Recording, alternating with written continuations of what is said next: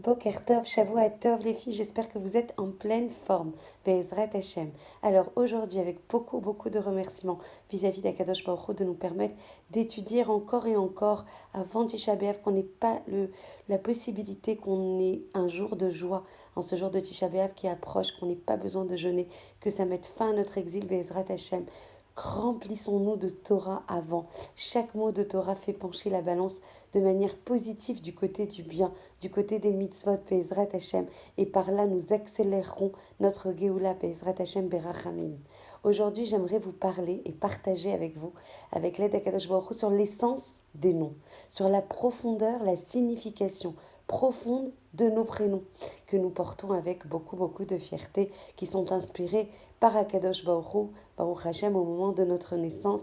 L'essence des noms a une portée beaucoup plus importante que ce qu'on croit. On en a parlé vraiment très légèrement hier au cours du Shabbat. Je voudrais profiter pour remercier toutes les personnes qui sont matmidot et qui viennent pour faire que ce cours se tienne. Il faut savoir que c'est votre zéchout, que si vous n'étiez pas là, ben, il n'y aurait pas de cours, que vous portez la Torah sur vos épaules, que vous portez la gloire de la Torah sur vos épaules, avec beaucoup d'enthousiasme, de Messirut Nefesh. Vous vous déplacez malgré la chaleur, malgré la fatigue, malgré les enfants. Kol Hakavod, Mamash, vous ne savez pas le mérite ultime que vous avez de venir assister à un cours de Torah, et notamment Shabbat. Donc, on va parler de la signification profonde et on va se baser en fait sur un verset qui est rapporté dans Bereshit, dans la paracha de Vaishlach. Yaakov dit à l'ange, « Je ne te lâcherai pas jusqu'à que tu me bénisses. » Et l'ange lui répond, « Quel est ton nom ?» Et Yaakov de répondre, « Yaakov. » Que signifie la question de l'ange? Franchement, est-ce que l'ange pouvait-il ignorer réellement le nom de Yaakov? Et pour résoudre cette question, en fait, le Rav Dessler va s'appuyer sur un enseignement de la Kabbale qui va recommander de lire, je ne sais pas si vous savez, mais dans certains Sidurim, il est marqué en fait, par rapport à la lettre de votre prénom en hébreu, la première et la dernière.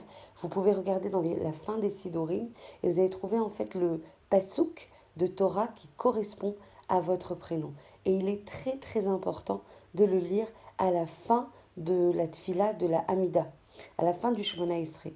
Donc essayez de trouver, même je crois que le Rav Yoel Ben Arouche en fait sur son site permet en tapant la première lettre et en tapant la dernière lettre de votre prénom, d'identifier en fait le pasouk relatif à votre prénom dans la Torah. Et donc de le lire justement à la fin de la Hamida. Et dans la Kabbale, il est recommandé donc de lire ce pasouk et ce afin de ne pas oublier son nom au jour du jugement. Quand on arrivera à 120 ans devant le Beth HaMishpat HaElyon, devant le tribunal divin, et qu'on nous demandera notre nom, il faudra qu'on puisse s'en rappeler. Et si on s'en rappelle en disant un pasouk de Torah, vous imaginez à quel point c'est protecteur. Donc, apprenez-le par cœur. Que signifie ce conseil? Comment l'homme peut-il oublier le nom qu'il porte? Et quand bien même cela arriverait-il, pourquoi serait-ce si grave? Et nos Chachamim en vont révéler que les noms ont une origine céleste, que ça vient en fait Minashamaim. Au moment où il nomme son enfant qui vient de naître, le Père jouit d'une inspiration divine. Le nom d'une personne, comme de toute autre chose, va révéler son intériorité, va révéler son essence la plus profonde, comme va l'expliciter longuement le Maharal. Et en fait, du coup, ça va nous éclairer sur la question de l'ange. Le jour du jugement dernier, lorsqu'après sa mort, on montrera à l'homme ce qu'il a accompli au cours de son existence, on pourra l'accuser d'avoir échoué sur certains plans ou de ne pas avoir rempli de rôle correspondant à sa nature profonde. Bon gré mal gré, l'homme devra admettre les faits et on pourra dire de lui alors qu'il a oublié son nom, qu'il a oublié son essence, qu'il a oublié son intériorité, qu'il a oublié son tafkid. Il reconnaîtra n'avoir pas réussi à exploiter tout son potentiel spirituel en accomplissant des mitzvot qui restent bien en dessous des espérances que promettait sa nature, son essence, son intériorité. Ces actes étaient malheureusement superficiels, bien souvent accomplis, trop machinalement. Donc pour qu'il n'oublie pas son nom le jour du jugement, ça peut signifier qu'en s'adressant au tribunal, l'homme pourra néanmoins répondre Il est vrai que j'ai failli à mon devoir, mais mon intention n'a jamais été mauvaise. Je n'ai jamais cherché à provoquer la colère d'Akadosh Baruch Hu, et mon intériorité n'est donc pas complètement détériorée. Je reconnais que mes actes étaient accomplis de façon superficielle, mais en mon fort intérieur, je suis restée attachée strictement à la pureté de mon être. Alors du coup, on peut comprendre beaucoup plus clairement la question qui est formulée par l'ange. Quel est ton nom dit l'ange à Yaakov. Par ces mots, en fait, il demandait quel est l'état où se trouve ta spiritualité. Est-ce qu'elle a atteint la stade de la progression, le stade de la perfection, le stade du rythme que tu donnes dans ta avodat Hashem. Et Yaakov, dans sa grande modestie, répondit que son nom était Yaakov, comme pour dire: c'est vrai que j'ai été plusieurs fois en situation de tromper autrui, comme il est écrit, il m'a dupé, mais ceci n'a pas affecté mon intériorité et n'a jamais atteint mon essence véritable. J'ai conservé ma pureté et mon intégrité. Et l'ange dut alors reconnaître les bénédictions de Yaakov. En substance, cela signifie que l'ange reconnut que l'intériorité de Yaakov était différente de ce que le terme Yaakov laissait suggérer, dans la mesure où il était doté d'une dimension supérieure, d'une autre dimension au-dessus de la nature. Le nom de Yaakov était en fait provisoire, il ne s'appliquait qu'à ce monde-ci, alors que son niveau véritable était déjà celui d'Israël. Yaakov, en fait, c'est le symbole du Talmid Chacham. Le Talmid Chacham, il a l'obligation de préserver sa personnalité.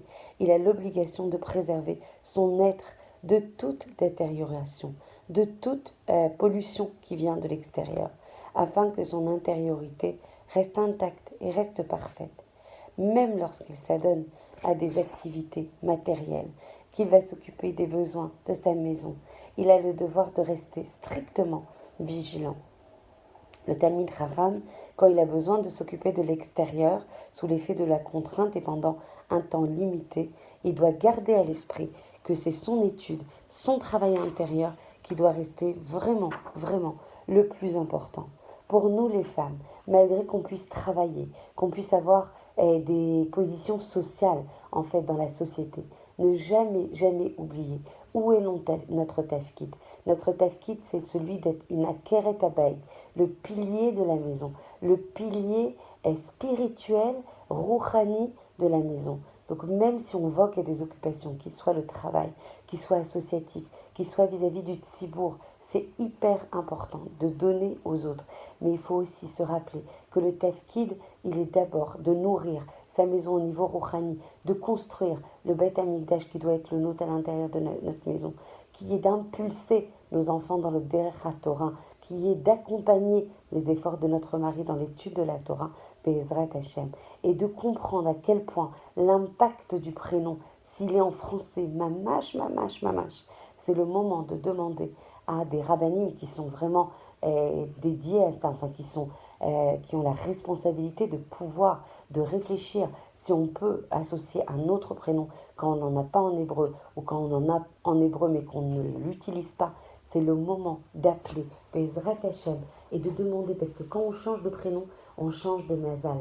Et même si le Ham Israël n'a pas de mazal, quand il se met au-dessus en fait de la nature, il est très très important d'associer à cette personne un prénom en hébreu, parce que ça constitue sa zéout. Et si on porte un prénom précis, étudier sur ce prénom, étudier en fait sur cette personne qui portait ce prénom dans la Torah, s'inspirer de ce dmout, de cette identité, de cette image, de cette personnalité pour impacter en fait nous, notre réalité, notre vie. Il n'y a rien qui arrive par hasard. Donc si on s'appelle, peu importe, Sarah, Rachel, Léa, portez ce prénom au quotidien. Demandez à un rave en fait. Et pour ça, je peux vous aider.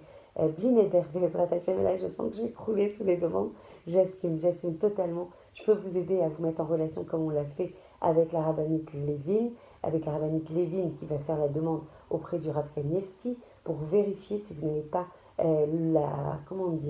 l'immense impact de porter en fait votre prénom en hébreu. Arrêtons avec les prénoms en fait qui ont fait, maman je vais être très catégorique, mais qui ont fait notre galoute.